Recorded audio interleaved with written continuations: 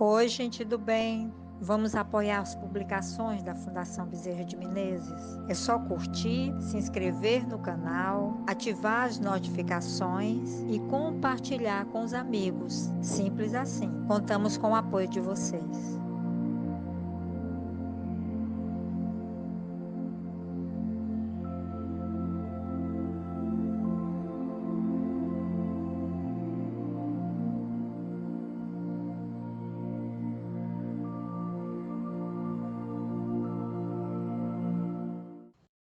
Amigos, boa noite. É com muita alegria que nós estamos aqui hoje para mais um estudo sobre o Evangelho. Vou compartilhar com vocês a minha tela para que a gente possa acompanhar a leitura do texto do Evangelho. Então, nós vamos conversar sobre o Evangelho segundo o Espiritismo, no capítulo 13, que a mão esquerda não saiba o que faz a direita. Item 11, a beneficência. A beneficência, meus amigos, vos dará neste mundo a mais pura e a mais doce das alegrias. As alegrias do coração, que não são perturbadas nem pelos remorsos, nem pela indiferença. Ah, pudesseis compreender tudo o que encerra de grande e de agradável a generosidade das belas almas, esse sentimento que faz que se olhe aos outros com o mesmo olhar com que se vê a si mesmo, e que se despoja com alegria para cobrir o seu irmão. Pudesseis, meus amigos, não terdes uma mais doce ocupação que a de fazer aos outros felizes.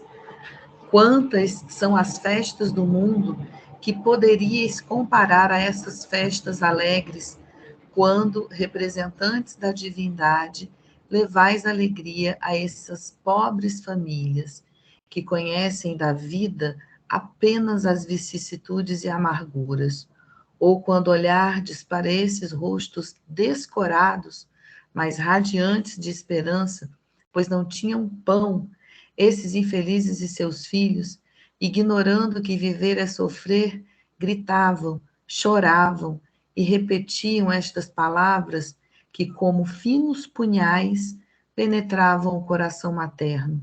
Tenho fome. Ai, compreendei o quanto são deliciosas as impressões daquele que vê renascer a alegria onde, instantes atrás, apenas havia desespero. Compreendei quais são as vossas obrigações diante vossos irmãos. Ide, ide ao encontro do infortúnio, ide em socorro das misérias ocultas, principalmente, pois são as mais dolorosas. Ide, meus bem-amados, e lembrai-vos destas palavras do Salvador. Quando vestirdes um desses pequeninos, pensai que é a mim que o fazei. Caridade, palavra sublime que resume todas as virtudes. És tu que deves conduzir os povos à felicidade. Praticando-te, eles estarão semeando alegrias celestes para o próprio futuro, e durante o seu exílio na terra, serás para eles a consolação, a antecipação das alegrias que experimentarão mais tarde, quando se abraçarem todos unidos no seio do Deus de amor. Foste tu apenas, virtude divina, que me proporcionaste os momentos de felicidade que experimentei na terra. Possam os meus irmãos encarnados acreditar na voz do amigo que lhes fala e lhes diz: é na caridade que deveis buscar a paz do coração, contentamento da alma, o remédio para as aflições da vida. Ah, quando estiveres a ponto de acusar a Deus, lançai um olhar para baixo e vereis quantas misérias a aliviar, quantas crianças pobres sem família, quantos velhos sem uma só mão amiga para os socorrer e fechar-lhe os olhos quando a morte os reclamar. Quanto bem a fazer, Ah, não reclameis, ao contrário, agradecei a Deus e prodigalizai fartamente a vossa simpatia, o vosso amor, o vosso dinheiro a todos os que, deserdados dos bens deste mundo, definham no sofrimento e no isolamento. Colhereis aqui na terra alegrias bem suaves, e mais tarde, só Deus o sabe. Que texto bonito, né? Tão profundo, acalentador, mas conversar sobre o item, né, da beneficência, ou seja, essa disposição para fazer o bem. Então, para essa nossa conversa, eu quero começar falando sobre a ação. Mas por que a ação? Porque o texto nos fala da ação de fazer o bem ao outro, né? Dessa ação cotidiana, né? Dessa atividade que deve ser um objetivo da nossa vida, né? E essa ação nos remete a um dos fundamentos que a doutrina espírita nos esclarece, né? Que é a lei de ação e reação, ou seja, para toda ação existe uma reação. Para eu colher, eu preciso semear. Portanto, se eu semeio bem, se eu semeio alegrias, eu também vou colher coisas boas, né? Então, quando o texto nos fala sobre a mais pura e a mais doce das alegrias, as alegrias do coração que não são perturbadas nem pelo remorso, nem pela indiferença, ele nos fala desses doces prazeres que nós colhemos com a beneficência. Mas é preciso nós entendermos que é necessário o aprimoramento do nosso sentimento para que a gente possa olhar o nosso irmão com o cuidado devido.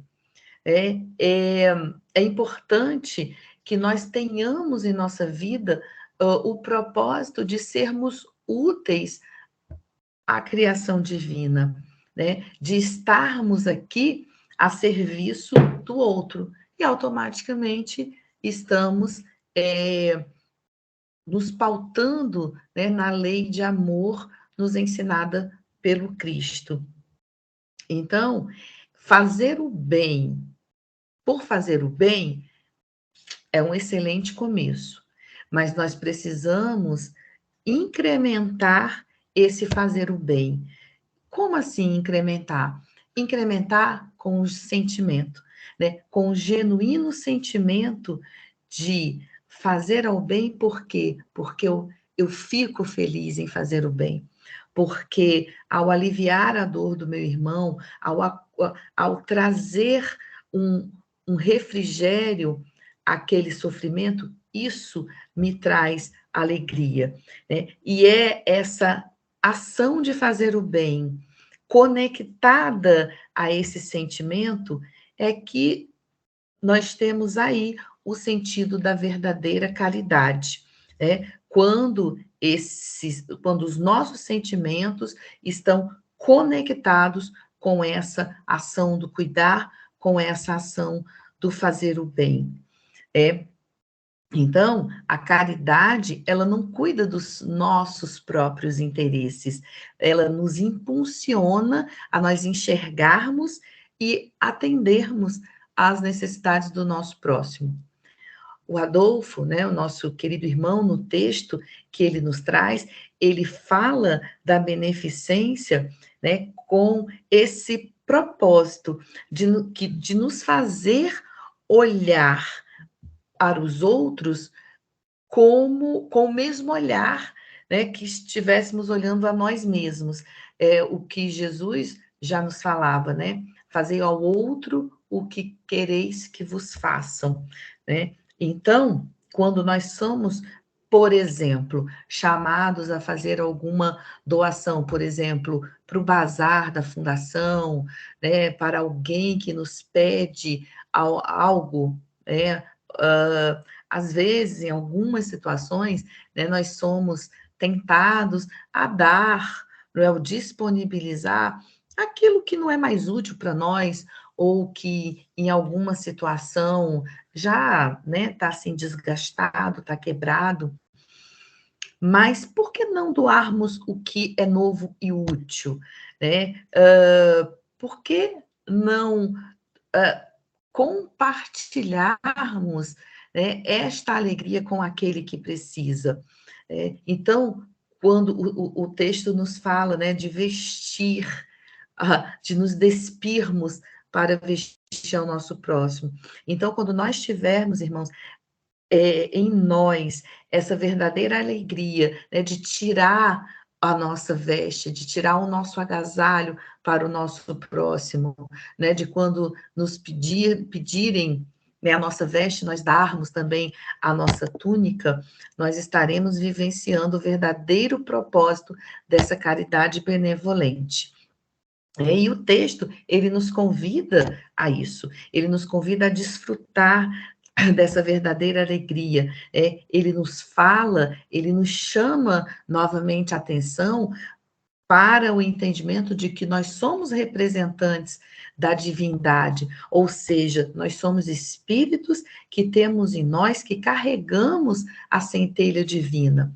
E nós somos responsáveis uns pelos outros. Nós fazemos parte de uma mesma família espiritual, né? Somos criados por Deus, esse Pai maravilhoso que nos proporciona essa jornada ombro a ombro, né, em diversas encarnações, para que nós possamos nos libertar do egoísmo e possamos ampliar o nosso olhar e ver no outro a nós mesmos. Ou seja, e querer para o outro e fazer para o outro o de melhor que nós sempre esperamos ter para nós ou receber, né? Então, esse é o exercício da beneficência, é você cuidar pela alegria de cuidar, é fazer o bem pela alegria de fazer o bem, tá? Então, acolher as dores e em socorro dos necessitados é algo que deve estar nas nossas ações.